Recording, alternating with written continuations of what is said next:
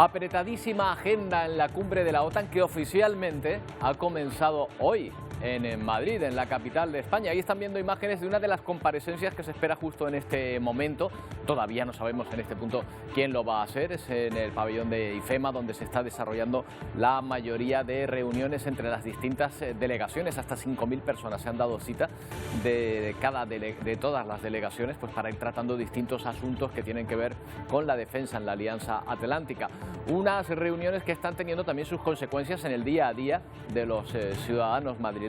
Hay zonas del centro de Madrid, como esta que vamos a ver de la Plaza de Colón, también en una imagen en directo, donde circula muchísimo menos tráfico de lo habitual, y es que se han restringido al tráfico algunas zonas para que solo las delegaciones puedan circular por ellas y para que la seguridad se extreme al máximo en estos puntos. Por eso, alrededor de esta plaza que vemos, esta Plaza de Colón, ahora mismo vemos muchísimo menos tráfico del habitual. ¿Qué tal? Buenas tardes. Desde luego, una cosa que ha quedado clara es que la guerra de Putin en Ucrania ha sido la mejor campaña de promoción de la OTAN desde la época de la Guerra Fría. La organización se refuerza en Europa, pasando de un contingente de 40.000 efectivos a nada menos que 300.000, algunos de ellos en España, que va a acoger la mayor flota de Estados Unidos en nuestro país, en la base naval de Rota. La Organización Atlántica se refuerza en el continente frente a Rusia, pero mirando de reojo una posible amenaza de China y la cada vez más inestable zona del Sahel.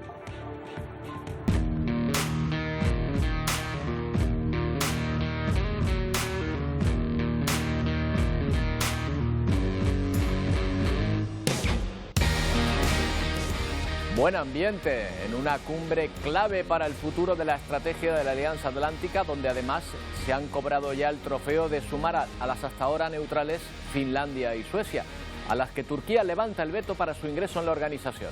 Probablemente la minoría kurda sea quien pague la factura de ese acuerdo. Otra factura a pasar es el apoyo a Ucrania. En su intervención telemática en la cumbre, Zelensky ha cifrado en 5.000 millones al mes la ayuda necesaria para defenderse de Rusia.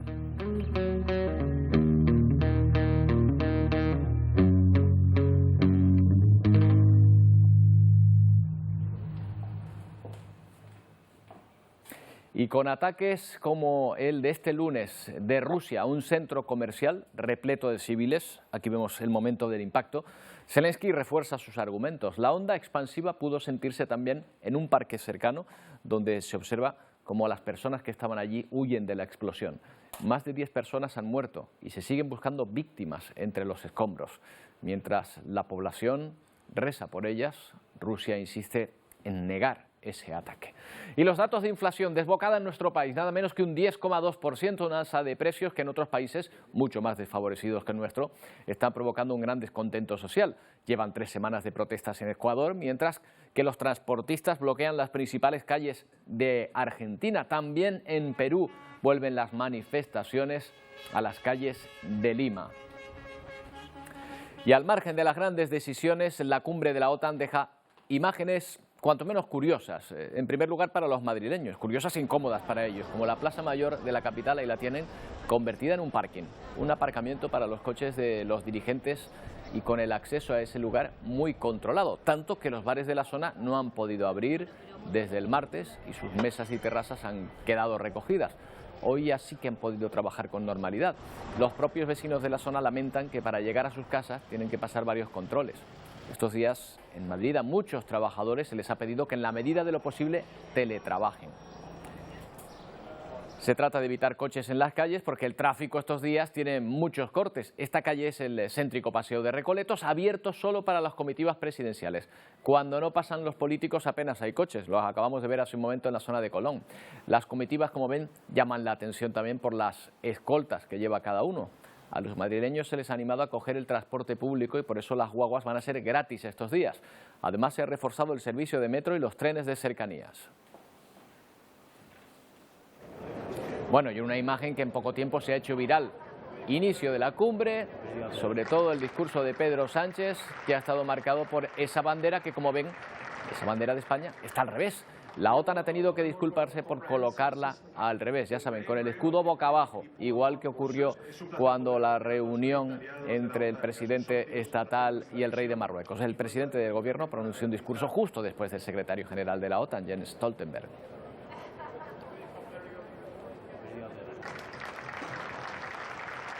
También hay que aprovechar para ser marca país, para promocionarnos. Por ejemplo, convirtiendo las salas de reuniones en pequeñas exposiciones de cuadros o de fotografías. Pedro Sánchez mostraba ayer al secretario de la OTAN, Jens Stoltenberg, algunas de ellas, como ese cuadro que ven ahí, El abrazo de Genovés, una obra que está cedida al Congreso por el Museo Reina Sofía y que representa la vuelta de la democracia a España con la transición. Con otras salas no tienen arte, ahí vemos fotografías de lugares emblemáticos de España y entre esas fotos hay dos de la isla de La Palma. Bueno, ¿cuáles son esas fotos? Pues una panorámica de la caldera de Taburiente, ahí la tienen, que se muestra en la oficina de Estados Unidos. Y otra más del Roque de los Muchachos, es otra fotografía con el observatorio, ahí lo ven, el cielo nocturno iluminando la estampa que se exhibe en la oficina española. Al final es una forma de que los países que vienen, las distintas delegaciones, pues hagan un recorrido por los atractivos de nuestro país. Una cumbre que comienza oficialmente hoy, pero que ya tiene un éxito diplomático que apuntarse. Turquía ha levantado su veto para la adhesión de Suecia y Finlandia a la Alianza Atlántica. Además, la jornada de ayer sirvió para mostrar más cercanía entre nuestro país y Estados Unidos. No había comenzado formalmente la cumbre y ya el martes se lograba el primer gran acuerdo. Turquía desbloqueaba su veto a Suecia y Finlandia para entrar en la alianza. Lo hace a cambio de un compromiso de los países escandinavos. Turquía, Finland and Sweden. Turquía, Finlandia y Suecia han firmado, anunció el secretario general de la OTAN, un acuerdo que contempla las preocupaciones de Turquía relacionadas con la exportación de armas y la lucha contra el terrorismo. Para la OTAN, Rusia está logrando lo contrario a lo que buscaba cuando comenzó la guerra en Ucrania.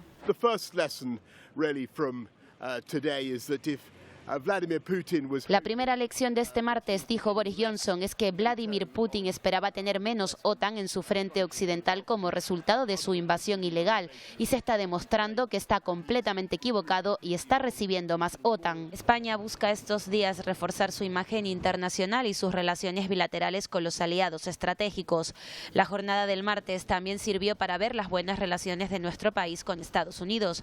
Biden, tras su encuentro con Sánchez, anunció la necesidad de colaborar para combatir la inmigración irregular en el norte de África. Nos enfrentamos, yo diría que al mayor desafío para la paz en Europa desde el final de la Guerra Fría.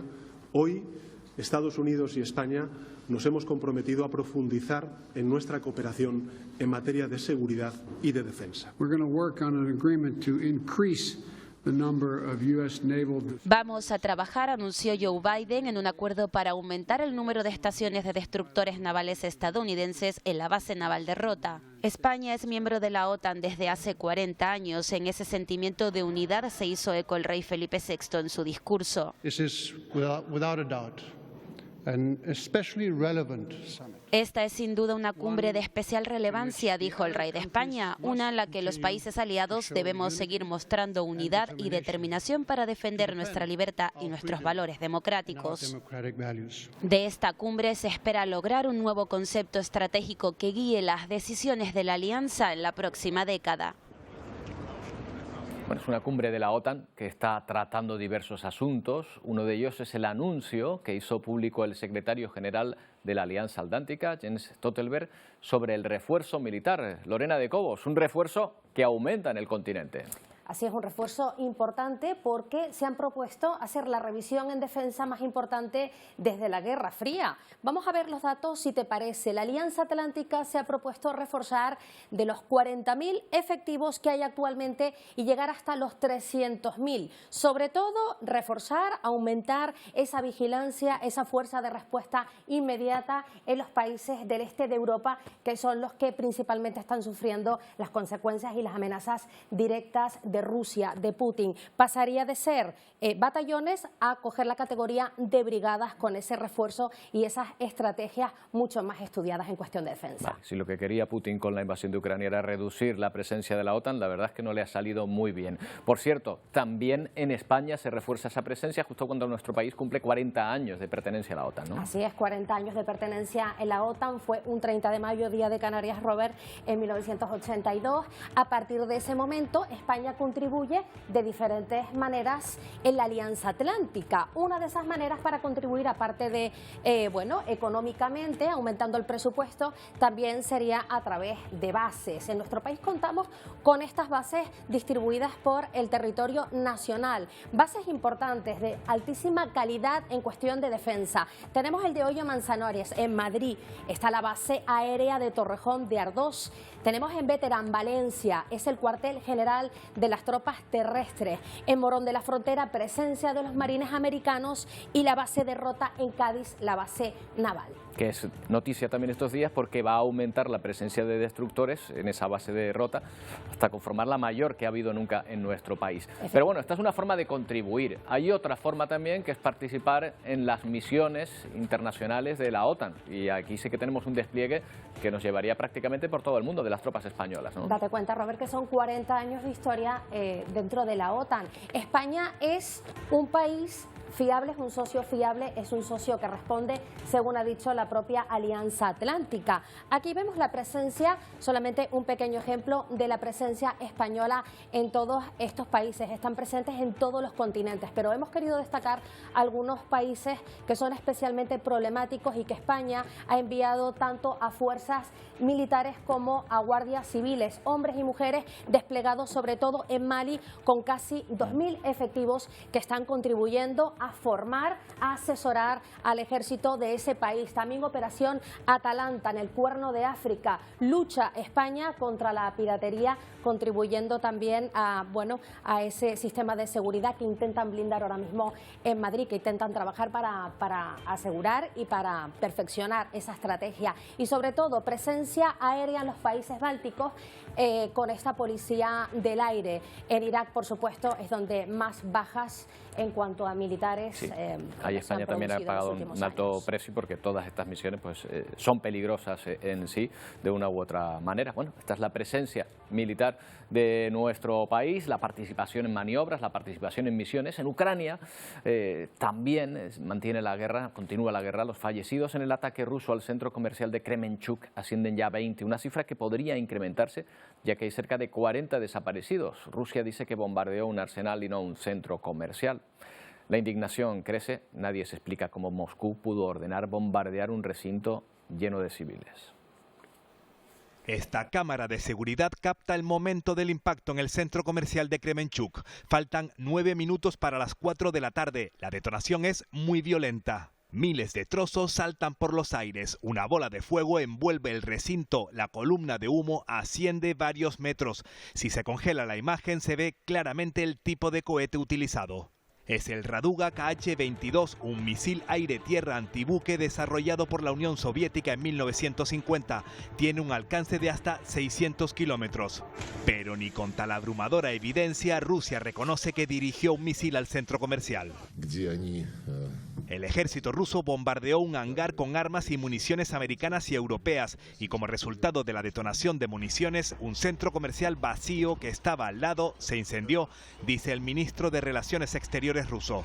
Tampoco acierta Lavrov en esta última afirmación. En el recinto había cerca de 1 millar de personas, 20 fallecieron, 60 resultaron heridas, la mitad de ellas de gravedad, y 41 permanecen desaparecidas.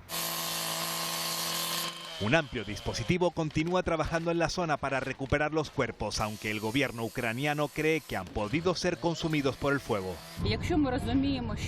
La fiscal general de Ucrania recordaba que el país está en guerra y que cuando suena una sirena de ataque aéreo hay que correr y esconderse en los refugios. Muchos lo hicieron, algo que evitó una catástrofe mayor. Pero estas otras cámaras de seguridad muestran cómo en el momento del impacto muchos paseaban por este parque aledaño al centro comercial haciendo caso omiso de las alertas por bombardeos. Las imágenes reflejan también la violencia de las deflagraciones. Un misil que borró casi por completo del mapa 10.000 metros cuadrados de superficie construida. Kremenchuk vive inmersa en un profundo duelo por las víctimas inocentes de este ataque. El alcalde de la ciudad ha decretado 3 días de luto. Seguro que de esto se está hablando en esa cumbre de la OTAN que se celebra en Madrid, a donde nos vamos a continuación en directo. Durante la mañana de hoy se han celebrado los primeros actos oficiales previstos, entre ellos el discurso del presidente ucraniano Volodymyr Zelensky, que ha hablado ante los países miembros en una videoconferencia privada. Siguiendo ha estado nuestra compañera Silvia Mascareño. Silvia, ¿qué tal? ¿Qué ha trascendido de lo que ha dicho Zelensky? Cuéntanos. Bueno, pues en estas primeras horas de la cumbre ya tenemos las primeras grandes decisiones. Sin duda, la más destacada es el anuncio de Estados Unidos de aumentar la presencia militar en toda Europa, en concreto en 6 países, entre otros España, donde después de un acuerdo con el gobierno español habrá más destructores en la base naval de Rota. Dice Biden que va a defender cada centímetro del territorio de la alianza frente a cualquier amenaza, aunque en esta cita hay una amenaza claramente identificada, que es la Rusia de Putin, y precisamente frente a esa Rusia de Putin, para enfrentarse a ella, hoy el presidente de Ucrania, que como decías ha intervenido por videoconferencia, ha reclamado más medios militares, pero también económicos, que cifra en 5.000 millones de dólares al mes. Por cierto, que la anécdota de la jornada ha venido por un error de protocolo que ha hecho que el presidente del gobierno, Pedro Sánchez, haya dado su discurso inaugural con la bandera de España colocada al revés. Después la OTAN ha pedido disculpas por ese error. Es la foto de familia de una alianza que más que nunca quiere mostrarse como eso, como una gran familia.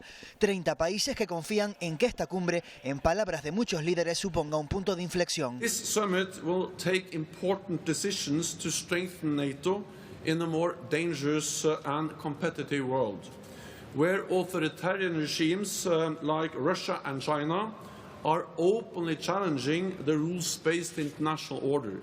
El gran objetivo de la cumbre será aprobar la nueva estrategia con Rusia como principal amenaza transatlántica, pero también poniendo coto, por ejemplo, a los ciberataques. Decisions we take over the next 2 days will shape the future of our alliance for the next decade. The world is looking at us. Let us show them our unity and our cohesion. La cumbre ha arrancado también con la vista puesta en la futura adhesión de Finlandia y Suecia una vez que Turquía ha levantado su veto y en la aprobación de nuevas medidas de apoyo a Ucrania. Esta mañana el presidente Zelensky ha intervenido por videollamada. Це ж не війна Росії лише проти України. Це війна за право диктувати умови в Європі, за те, яким буде майбутній світовий порядок. Y ha pedido más armas y más ayuda financiera. Cada mes son necesarios, ha dicho, 5.000 millones de dólares para defenderse de Putin.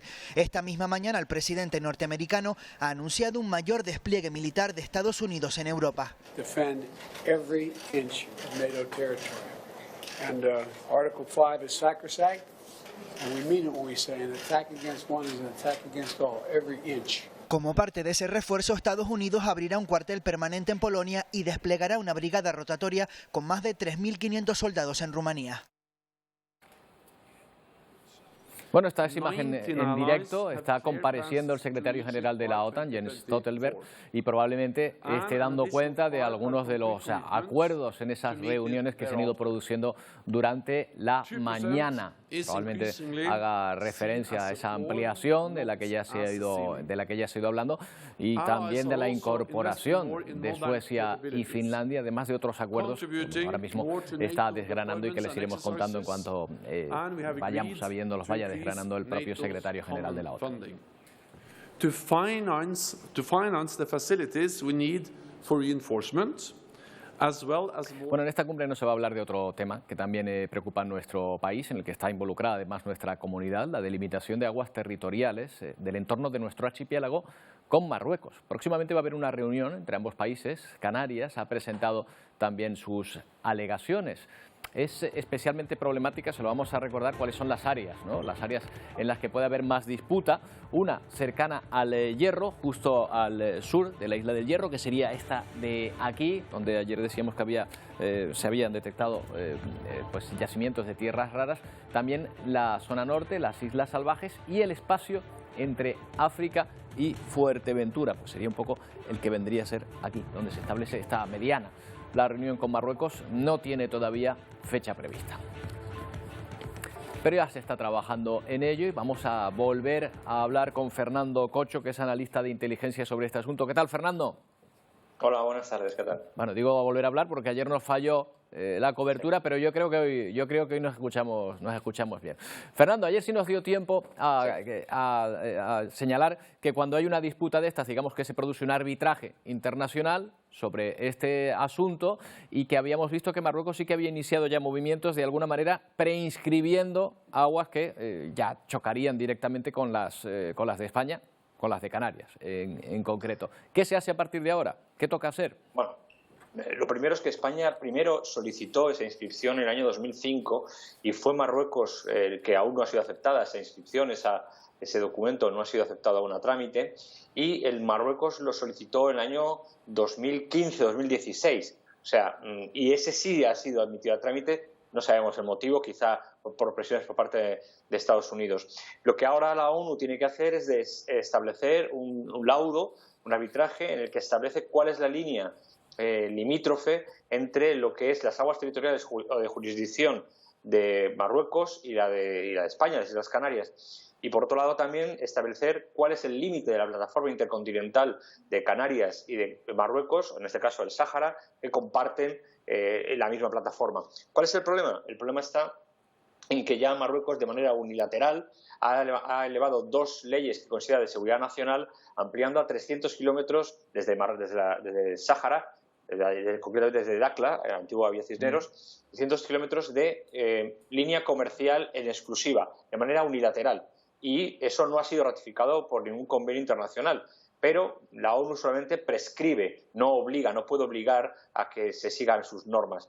Lo que significará que con la ley de Teresa Rivera actual que tenemos en España, nosotros no podemos hacer prospecciones, aunque nos dieran la tierra, no podemos hacer prospecciones de ningún tipo. Hay 1.100 millones de barriles de petróleo, está el tercer depósito más importante del mundo de telurio, hay tierras raras en el Monte Tropic y es como un globo. Si lo pinchamos por un lado, saldrá hacia Canarias, si lo pinchamos por otro lado, saldrá hacia Sáhara. Y Marruecos ya está haciendo prospecciones con ayuda de Francia, con ayuda de Gran Bretaña, con ayuda de Estados Unidos, no tiene tecnología suficiente, para saber qué es lo que hay detrás y qué es lo que van a explotar. Por tanto, estamos en condiciones un poco difíciles, porque de eso seguir así, será una política de hechos consumados, como ha ocurrido tantas otras veces con el gobierno alauí, y se llevarán las tierras raras y se llevarán la plataforma intercontinental de Fuerteventura, sin género de dudas. Bueno, y ahora el hecho de que España haya cambiado su postura respecto precisamente a un tema tan importante como el Sáhara, ¿cree que puede beneficiarnos de cara a negociar, que a través de ahí se haya llegado a un tipo de acuerdo a este respecto o no? En absoluto, no nos beneficia en absoluto. De hecho, ese acuerdo no ha sido ratificado por Marruecos, solo ha sido firmado por parte de España. Y de hecho, de lo que se hablaba no era ni siquiera del territorio o jurisdicción de las Islas Canarias, sino del problema de Ceuta y Melilla, en el que tampoco ha sido ratificado por parte de Marruecos el acuerdo que ha llegado por parte del presidente del Gobierno. Por tanto, no sé por qué se ha hecho, aún a día de hoy muchos diplomáticos se plantean el por qué se ha hecho, no se conocen los términos del acuerdo en su completa exactitud y yo no veo ningún tipo de beneficio más que una debilidad internacional y una debilidad institucional que nos pone en una situación muy delicada. Sí es cierto que hubo presiones por parte de la Unión Europea y por parte de Estados Unidos para que se arreglara el asunto con Marruecos, porque no podíamos tener la frontera sur de Europa desabastecida. Pero cuidado, la frontera sur no corresponde a Ceuta y Melilla. La frontera sur es todo lo que es el Magreb, que es lo que es la protección del tráfico de ilícitos, que ahora pues está en duda. De hecho, ayer el propio Stoltenberg, de alguna manera, no sé si decirlo con la boca pequeña o de una manera muy difusa, no ratificó, pero tampoco negó que el acuerdo de la OTAN defendiera en un momento dado, que nadie desea, desde luego, la integridad de Ceuta y de Melilla. Claro, el problema está en que Ceuta y Melilla, por dos motivos, están en un brete. Primer motivo, porque no están protegidos por ese acuerdo del Tratado Atlántico Norte que establece que se protegerán, en el caso de las insularidades canarias, los territorios por encima del Trópico de Cáncer, pero no se contempla Ceuta y Melilla. Por tanto, sí es cierto que, en virtud del artículo 5 del tratado, nos asistirían la OTAN en caso de una agresión por parte de Marruecos, pero también dice en su apartado B que esa respuesta por parte de la OTAN apoyando a España en este caso se hará como el Estado determine. Es decir, un Estado puede dar armas, otro Estado puede declararse neutral, otro Estado puede oponerse al conflicto con Marruecos y hay muchas formas de desarrollar el punto quinto, ¿no? Por tanto, se supone que a España se le apoyaría porque lo considera parte integrante de su territorio, pero explícitamente no lo pone Ceuta y Melilla. Y la discusión sería una semana. Pero hay un tema mucho más peligroso todavía, mucho más delicado, y es que las armas que nosotros hemos comprado a Estados Unidos para la protección en general del territorio nacional, hay una cláusula que dice que no pueden ser utilizadas contra Marruecos en caso de conflicto bélico.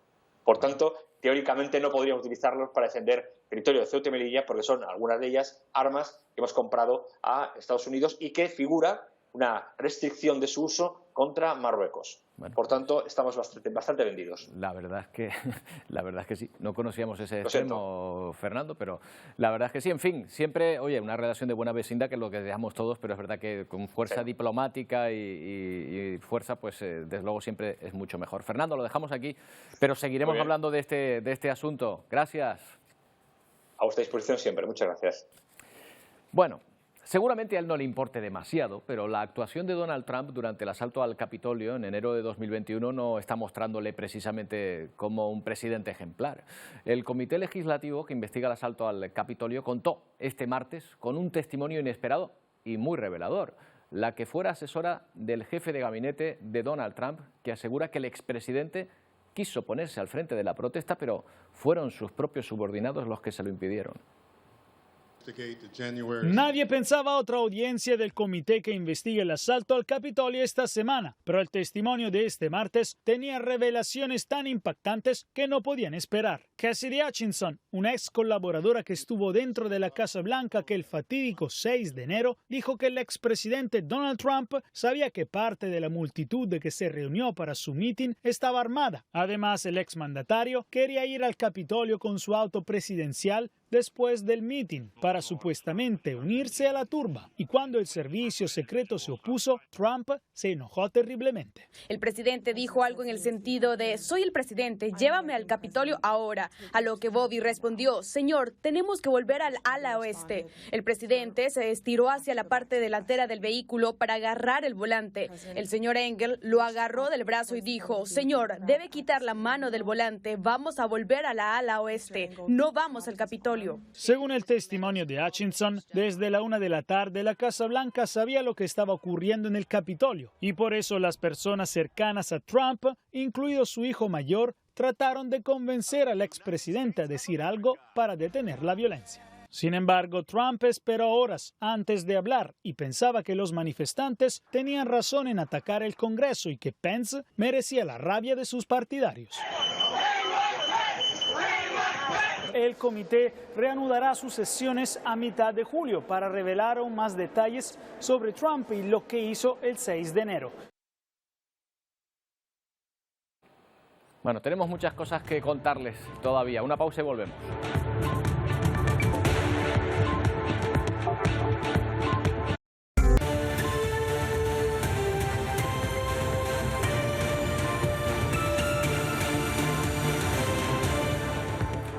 Volvemos a nuestro país con otra cuestión que está siendo noticia esta semana.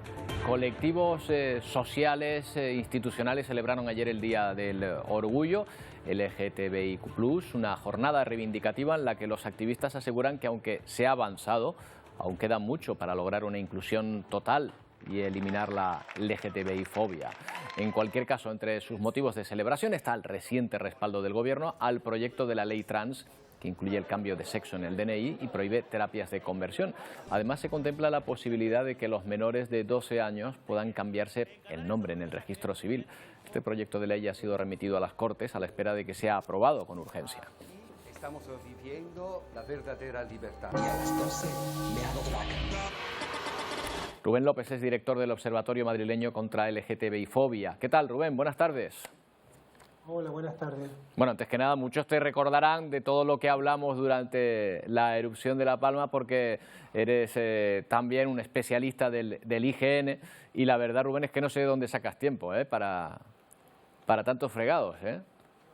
Es complicado, es complicado. Estoy intentando reducir el tiempo, sobre todo en el último año, prácticamente el activismo he reducido mucho el tiempo porque la verdad es que la situación en La Palma no ha sido para menos. Sí.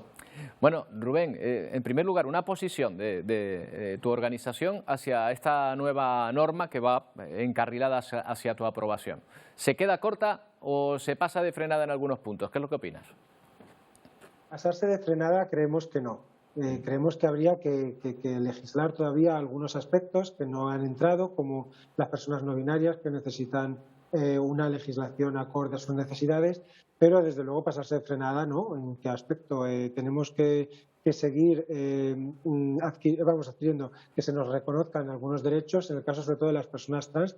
Cierto que es porque, por ejemplo, en la Comunidad Canaria hay una ley muy buena que se hizo hace un año y medio, 2 años, y que están ayudando mucho, pero el camino, la situación que tienen las personas trans todavía sigue siendo muy complicada y la LGTBI-fobia parece a veces que estamos hablando de un problema anecdótico, pero cuando entras en el tema te das cuenta de la situación, de las agresiones que hay, de las agresiones que ha habido en la última semana, o, como no, hablar de lo que ocurrió este sábado pasado en Oslo, donde una persona fue directamente el fin de Semana del Orgullo a un sitio de ambiente LGTBI y mató a 2 personas, malhirió a 6 y hay otras 19 con diversas heridas de bala. Efectivamente, un asunto que reflejamos aquí precisamente en este programa en su día, el pasado lunes. Quizás las mayores críticas vengan, o una de las mayores críticas vengan en torno a las edades para que a partir de los 12 años pues ya puedan las personas elegir su sexo, poder cambiarlo en el DNI, el hacerlo sin autorización de los padres. Ahí es donde empieza a haber más problemas o más desavenencias. ¿A ustedes les parece adecuado? A ver, creemos que es que estamos hablando de un tema muy complejo, porque en el caso de que haya padres, a ver, en ningún momento el menor puede hacer lo que quiera directamente. Siempre hay, primero, menores de 16 siempre necesitan la autoridad paterna y si no necesitan otra figura a cada edad correspondiente para poder empezar todo el proceso. Pero hay que ponerse en situación de la persona menor trans, por ejemplo, que tiene unos padres que le niegan cualquier tipo de derecho. Entonces, ahí, claro, ahí hay un conflicto muy grande de intereses y por eso creemos que tiene que haber una mediación, tiene que haber alguien que pueda haber, porque los padres pueden decidir por los menores hasta cierto punto. Si están dañando, si están haciendo un grave daño al menor, hay que ponderar ahí los derechos que se tienen en cuestión, tanto como es la patria potestad de los padres, pero así también el bienestar del menor, porque tenemos que hablar de los suicidios trans. Hay suicidios trans de menores y eso es un tema que hay que resolver de alguna forma. Por eso aquí se habla de algunos momentos donde tenemos que meter alguna figura, que para eso está el Estado, cuando hay un conflicto tan evidente de derechos como puede ser en este caso. También hay un asunto que llama la atención, la previsión de terapias de conversión. ¿Qué son esas terapias de conversión? ¿En qué consisten? Esas terapias, desde luego en el Observatorio Marieleño las hemos vivido muy de cerca, hemos estado hablando con personas que han asistido a ellas. Son terapias que le hacen a la gente creer que puede dejar de ser LGTBI y eso no es posible. Eso no es posible. Entonces les hace mucho daño. Hay gente que se acerca a la posibilidad del suicidio cuando se da cuenta de que todo eso es una estafa. Y entonces es un tema muy, muy delicado que no tiene nada que ver con otras cosas que se quieren comparar de forma maliciosa, porque hablarle a alguien de que se puede ser LGTBI no es lo mismo, ni mucho menos, que hablarle a alguien de que se puede dejar de ser LGTBI. No conozco a nadie, y conozco a muchísimas personas LGTBI, no conozco a nadie que haya dejado de serlo. Esto no es algo que se pueda ser o dejar de ser. Y de hecho, precisamente en Canarias tenemos un chico muy activista, Alberto, que ha estado ayudándonos mucho porque él ha estado en esos grupos, él ha estado incluso ayudando, tratando de salir de ahí y al final te das cuenta y todas las asociaciones de psicología y de psiquiatría del mundo te lo dicen, esto no es una enfermedad que se pueda tratar. Pero hay gente que intenta lucrarse estafando y eso es lo que queremos evitar. No, parece algo evidente. Lo que nos sorprende es que todavía hubiese ese tipo de terapias o de iniciativas en ese sentido. Bueno, lo último, porque tendremos que hablar, porque es una cuestión muy amplia y hablaremos de ella. Rubén, lo único, el trámite ahora, ¿en cuánto tiempo crees que esto puede estar ya aprobado y en marcha? ¿Tienen ustedes más o menos, les han dado unos plazos? Todavía no, eso acaba de empezar. Digamos que ahora hay 2 meses de estudio de propuestas. Pues, y el verano no es operativo, yo creo que principios del año que viene. Bueno, pues hablaremos seguro antes que eso ocurra. Rubén, que me alegro mucho de volver a saludarte. Un abrazo. Un abrazo. Bueno, se sigue hablando también del salto a la valla de Melilla del pasado viernes. Ayer la ONU afirmó que España y Marruecos hicieron un excesivo uso de la fuerza y animó a ambos países a investigar y aclarar lo ocurrido. Precisamente en la capital de Marruecos, en Rabat, se han manifestado estas personas. Son migrantes que se citaron en la sede de Naciones Unidas de esa ciudad protestando contra lo ocurrido en Melilla y también el trato que reciben en Marruecos. Muchos de ellos han llegado desde Sudán o Eritrea. El número de fallecidos oficialmente sigue siendo 23, pero hay ONGs que creen que podrían ascender a 37. También sube la cifra de muertos en el camión de Texas, migrantes también, más de 50 personas que perdieron la vida atrapados en el remolque.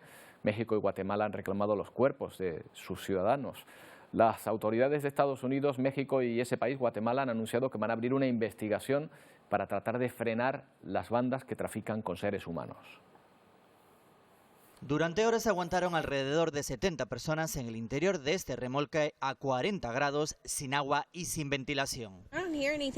Condiciones extremas que acabaron con la vida de 51 personas, 39 hombres y 12 mujeres. Por el momento, ningún niño. Los 16 supervivientes fueron trasladados a 16 hospitales con insolación y agotamiento, entre ellos 4 menores. Los heridos están en estado crítico, con fallas neurológicas, renales y hepáticas y con hemorragias internas. Entre las víctimas se encuentran 22 mexicanos, 7 guatemaltecos y 2 hondureños.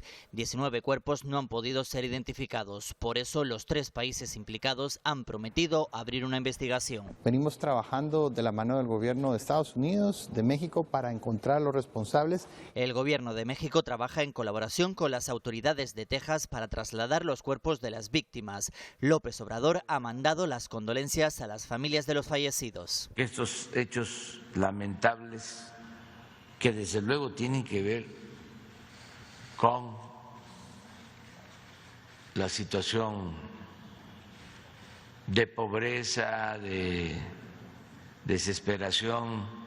El juez de Texas asegura que esta tragedia es resultado de una mala política de migración, en la que se han gastado millones de dólares para construir un muro y apuesta por reforzar la seguridad y realizar reformas políticas migratorias.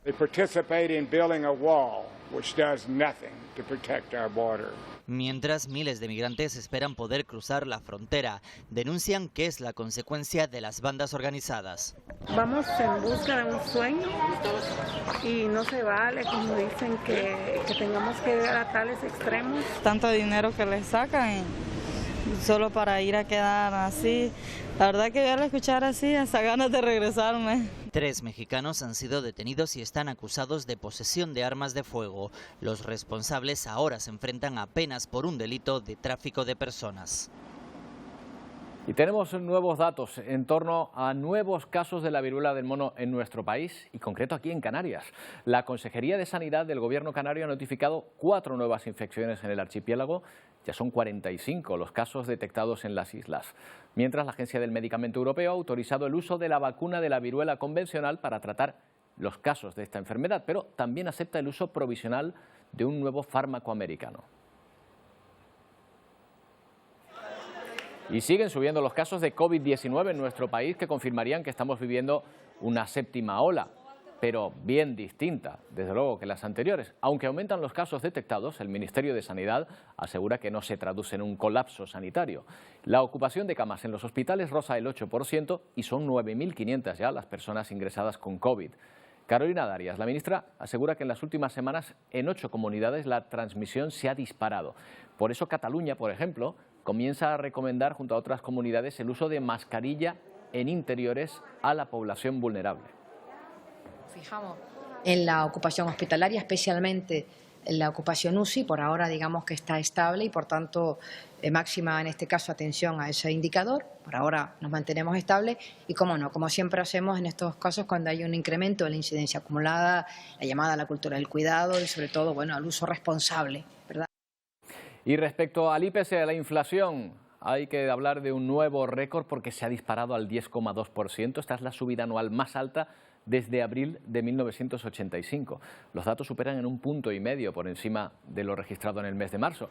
El presidente Pedro Sánchez ha explicado hoy en la SER que la inflación preocupa a todos los países y que de ella se habló en la cena de ayer de la cumbre de la OTAN.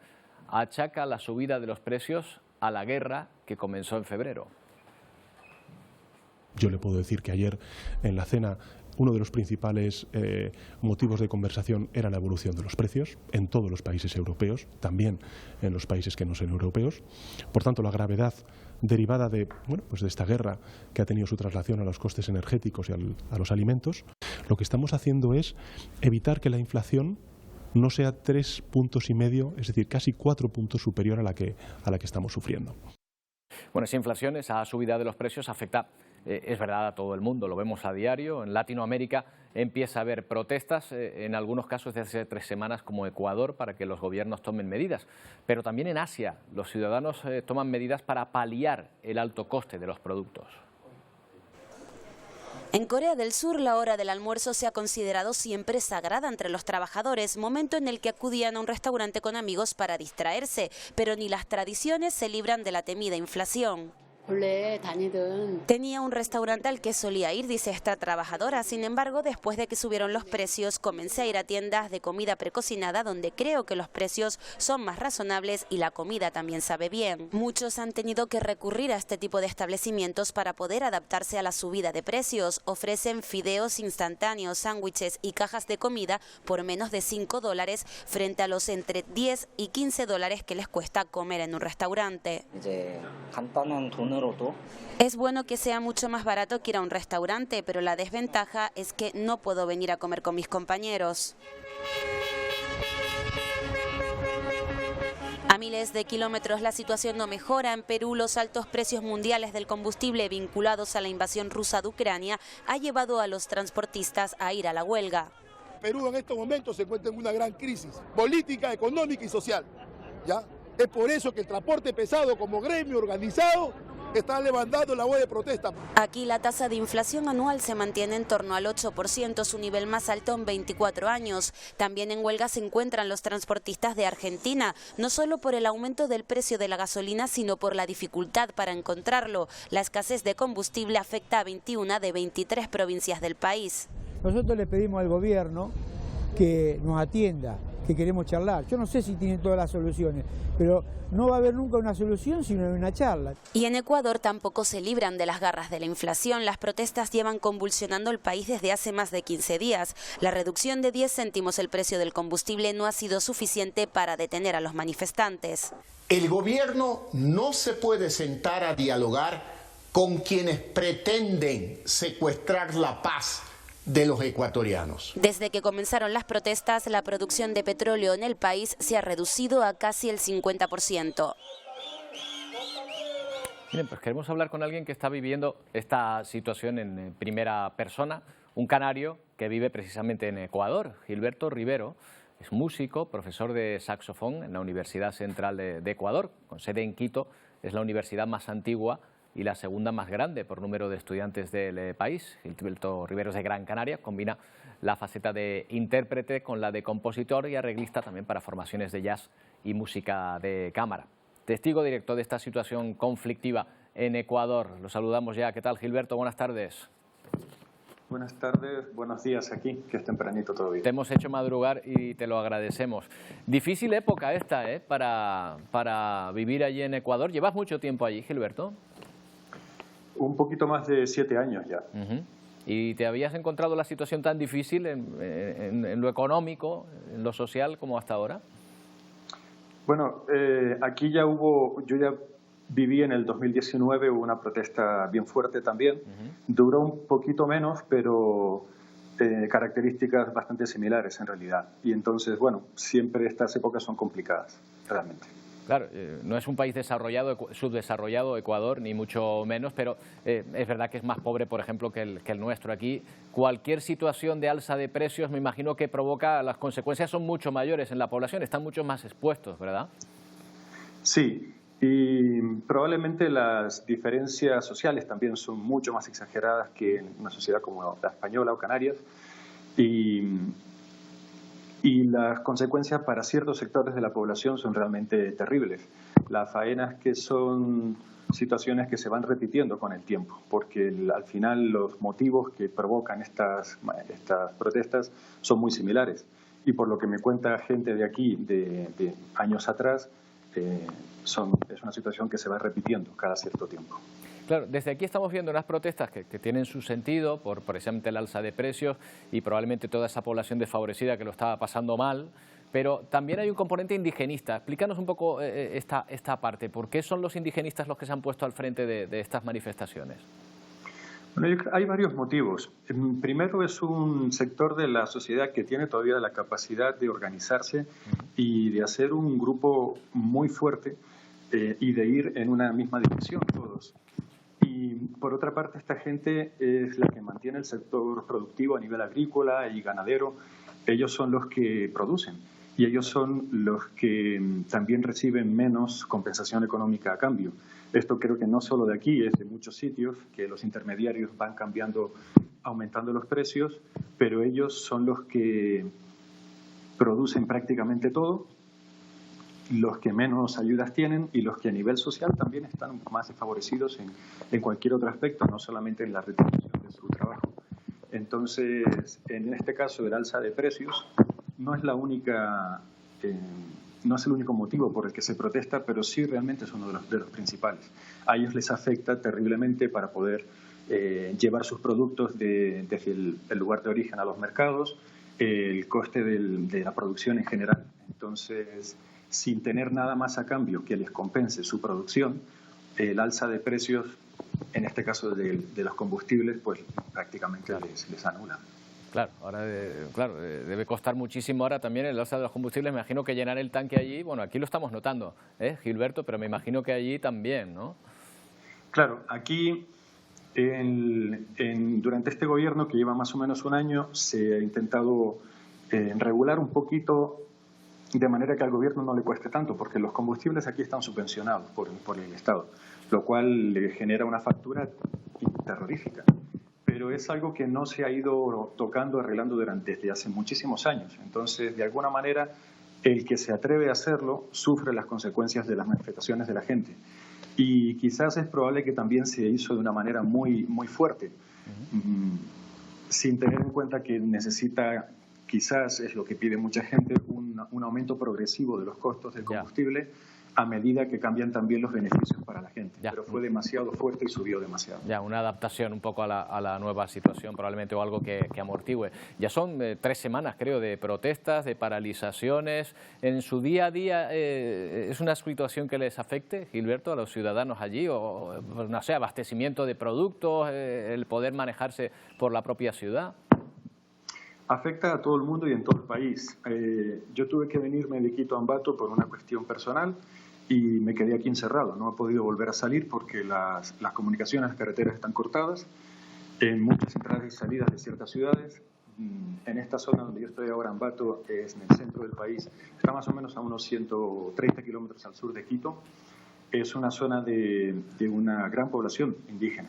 Entonces las manifestaciones son muy fuertes, aunque muchos ya fueron marchando hacia la ciudad, pero genera problemas en el abastecimiento de los supermercados, combustibles. En la ciudad de Cuenca al sur había incluso problemas para que entrara el oxígeno a los hospitales, aunque esto parece que se arregló ya. Están dejando pasar por cuestiones humanitarias algunos insumos. Bueno, pues es la fotografía que queríamos tener de esta situación de la que llevamos hablando mucho tiempo. Gilberto, ¿te veremos este verano, supongo, por aquí o no? Lo antes posible. Yo espero que en septiembre sí me doy otro paseíto por ahí. Sí. Fenomenal. Gilberto, muchas gracias. Un saludo. Gracias a ustedes. Bueno, y hablamos un día más de la búsqueda de oro, bueno, un día más con Antonio Cárdenas, porque de la búsqueda de oro en Canadá no es que hablemos todos los días precisamente, pero es que fíjense, buscaban oro y se encontraron con un mamut. No sé si se habrán alegrado los que estaban buscando oro, no sé si se le habrá salido a cuenta, Antonio, pero bueno, para la ciencia desde luego es todo bonito. ¿Qué tal, Roberto? A lo mejor es más rentable el oro que el mamut, no lo sé, pero efectivamente no sé cómo está el kilo de mamut. Para la historia de la humanidad, bueno, para la historia de este planeta seguramente, ese mamut es un bebé de mamut lanudo que tiene más de 30.000 años y está perfectamente conservado. Lo encontraron en el noroeste de Canadá y por lo visto es el mamut de estas características mejor conservado de toda la América del Norte. Vivió allí 30 y 35 días, se calculan los primeros estudios que han hecho, 35 a 40 días y hace 30.000 años en la edad de hielo y fíjate, ahí lo tenemos prácticamente por completo. Ahora lo seguirán estudiando para averiguar un poco más sobre esta especie y también aportarlo a la ciencia. Este es el tamaño, fíjate, la diferencia entre una persona y el mamut ese que encontraron. Lo típico ahora será sacarle sangre, sacarle el ADN y formar ya, pues, Parque Jurásico, ¿no? Como la película, ¿no? Bueno, y a ver si se encuentran oro, que encontraron el mamut, pero oro no. Bueno, de aquí de Canadá nos vamos a ir a, Roberto, a lo siguiente que vamos a ver, que es otro tipo de animales en el presente. Fíjate, ayer hablamos de esas lluvias torrenciales en Turquía. Bueno, pues esto es otra cara de esas lluvias en Turquía. Un grupo de balseros, incluso algunos de ellos componentes del equipo nacional de kayak turco, voluntariamente se echaron al mar con esta... al mar no, a estos caudales que han crecido con estas balsas para rescatar lo que veamos ahí, perros o incluso terneros. Bueno, aquí estamos viendo cómo se le complicó un poco más cuando llegaron, se encontraron con este ternero, una vaca, algo así es de esas dimensiones, pero incluso ese animal acaba en la balsa. En total unos 6-10 animales han salvado, fíjate al animal como acabó ahí, 6-10 animales han salvado en esta auténtica tragedia que se está produciendo en Turquía con muchos de estas aldeas cercanas al Mar Negro inundadas prácticamente por completo. Y de aquí nos vamos al Líbano, Roberto, algo que dejamos pendiente ayer. Vamos a ver un coche, ahí lo tenemos, un coche eléctrico, es un prototipo, espera que no le quiten la patente a este mecánico de bicicletas del Líbano que dijo, bueno, aquí tenemos cortes de luz constantes, tenemos muchas horas de luz solar al año, lo que hago es que me construyo un coche eléctrico. Vamos a ver su historia. No esperen a escuchar ese rugir de los motores porque estamos subidos en un coche eléctrico, eso sí, de autofabricación. Llenar hoy el tanque en el Líbano cuesta tanto como el sueldo de un mes de Safadi, este mecánico de bicicletas que decidió convertir su antiguo coche de combustión en uno eléctrico. Nos explica que él mismo le instaló baterías de moto y en un país con continuos cortes de electricidad, el coche se recarga con estos paneles solares que ven sobre el techo. Y por si fuera poco, además de llevarle de un lado a otro en la ciudad, cuando está aparcado se convierte en un generador extra de energía para su taller. Cuando terminé la jornada el coche tenía acceso a energía, así que lo enchufé a la nevera, nos cuenta Safadi. Este libanés de 31 años también está orgulloso de estar contribuyendo a la conservación del medio ambiente. Estamos conduciendo con energía solar, es una energía alternativa y limpia, afirma. El Líbano presume de tener sol durante 300 días al año, combustible más que suficiente para el coche de Safadi. Bueno, pues ahí está. Ahora mucho sol no iba a tener aquí. Bueno, ahora mismo no. Hay sol, no sé lo que está acostumbrado, pero está lloviendo y sigue lloviendo y va a seguir lloviendo para el fin de semana, Antonio. Sí, vamos a ver cómo estas son las causantes. Fíjate cómo se acercan esas nubes, esas son las nubes del Alisio, que las tenemos en abundancia estos días, estas son las últimas horas de hoy y esas nubes van a seguir llegando. Están entre 1.400 y 1.800 metros, por eso ha llovido, lo que va de día de hoy, el lugar de Canarias donde más ha llovido es la Cruz de Tejeda, en Gran Canaria. Va a llover mañana y pasado en los carnavales de Las Palmas de Gran Canaria. En principio no va a llover demasiado, no van a caer precipitaciones importantes, pero sí que en las primeras horas del día, o sea que para los trasnochadores le puede llegar algo de agua por la mañana y en las últimas horas de la tarde podría caer algo, pero bueno, como está cayendo estos días, tampoco precipitaciones importantes. Y esto es lo que esperamos para mañana. De lo que vemos aquí, lo más relevante, el viento que va a seguir soplando con cierta intensidad y tenemos avisos de la Agencia Estatal de Meteorología por mal estado del mar en las costas oeste, este y sur de Tenerife y de Gran Canaria. Esto es lo más relevante para mañana.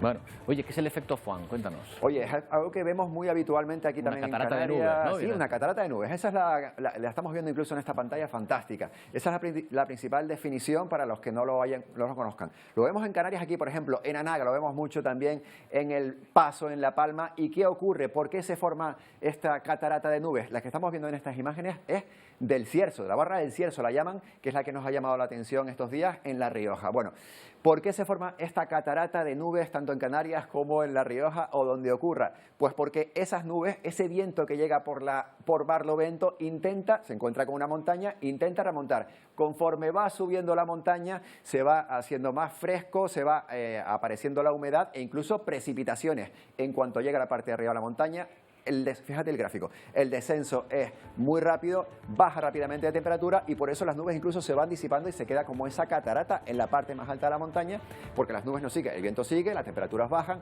viento seco, pero las nubes se quedan ahí como rebosando la montaña.